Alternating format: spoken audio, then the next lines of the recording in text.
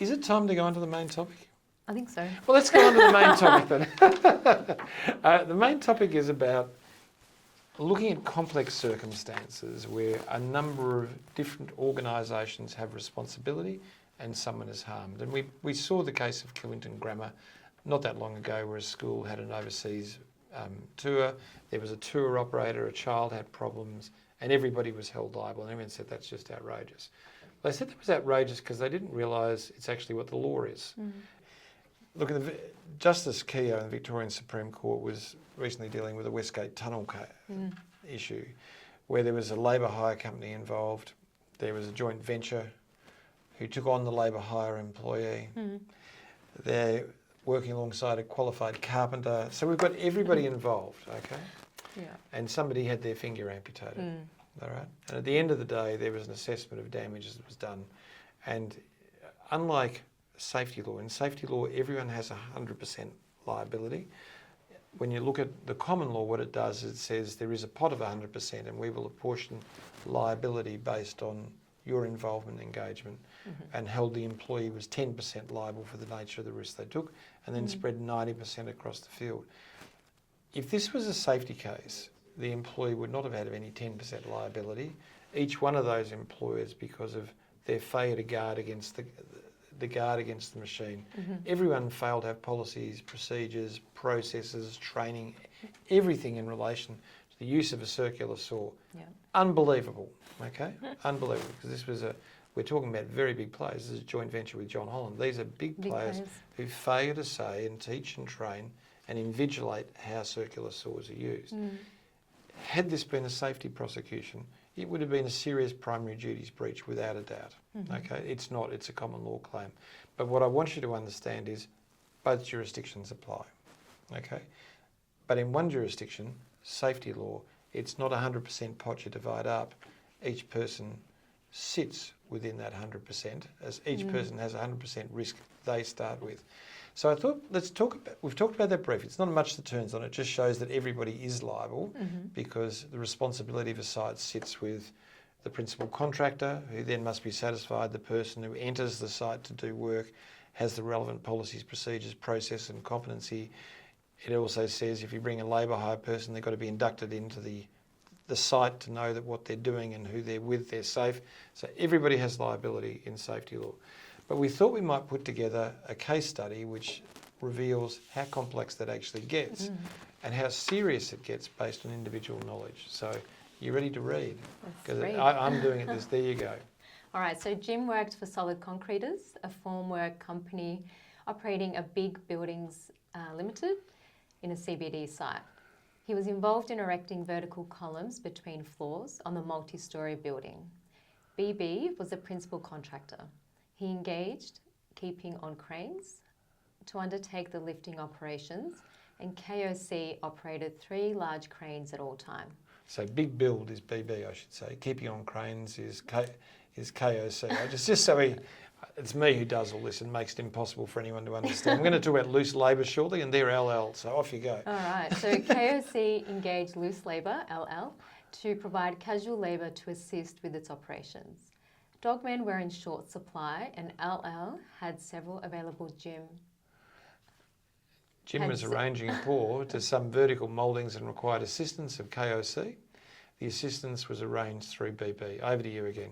So Jim struggled with poorly skilled dogmen from KOC, who directed the concrete bucket during pours in a dangerous manner. On 2 occasions, they knocked over formwork, and once they caused a quantity of concrete to spill next to his workers. He complained to both Terry, the Director of Operations at BB, and Dino, the owner of KOC. Can I just say, Terry's my dog and Dino runs the garage I go to. I just thought we'd add that. Oh, goodness. There. Yeah, no, sometimes, you run out of names. Fiction follows fact, doesn't it, really? So a safety investigation... where are we up to? A safety investigation revealed the two of the dogmen used by KOC were employees of LL and neither held a current licence. So both Terry and Dino spoke to Marvis, the co-director at LL, with her husband, Ivan, and said it must never happen again. No further action was taken. On 16 September 2025, KOC was lifting a bucket on the 24th floor when the wind caught it, swinging the bucket wildly across the roof and pinning Jim to the wall. The crush injuries caused his immediate death. The dogman had not advised the crane operator of the wind risk, had lowered the bucket too close to the floor, and had not attached a rope to prevent swinging. The dogman was unlicensed and had little experience. All right, there you go. Not an easy case study because there's lots of people. But the answer in this is, question one is, were there any safety breaches? And the answer is, if we just go through it, big build. Was there safety breaches? Yes.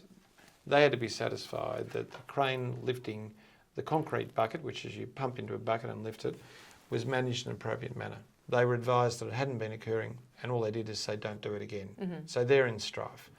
Okay, if we look at, who's the next character we're looking at? We're looking at... We've got Jim and KOC. Well, he's dead, Jim, so he doesn't have any liabilities. KOC. KOC, the crane operator. KOC's director was Terry, wasn't it? Am I right about that? Yeah, I think Terry... I'm starting to lose track. Yeah, you're losing track, and that's the problem with this case study. So Terry was aware of the fact that unlicensed dogmen were being provided by LL. So he was told squarely it was not to happen again. And he also understood the risk, the very risk that eventuated with Jim's death. So Terry is definitely on liability. He's a breach of his personal obligation, and that is to exercise reasonable care to prevent injury to another. He's in breach of his due diligence obligation. Every state and territory in Victoria, he had knowledge, and every other state he ought to have had knowledge of the nature of the risk and failed to do anything about it. So Terry's in the strife. His business, KOC, they're definitely in trouble. But the difficulty here is for both of them. In safety law, organisational liability is based on attribution. So Terry had a knowledge, therefore KOC had a knowledge, okay? And their knowledge was there was a risk of serious injury if unlicensed dogmen did the wrong things in the manner in which they did before. And it happened again.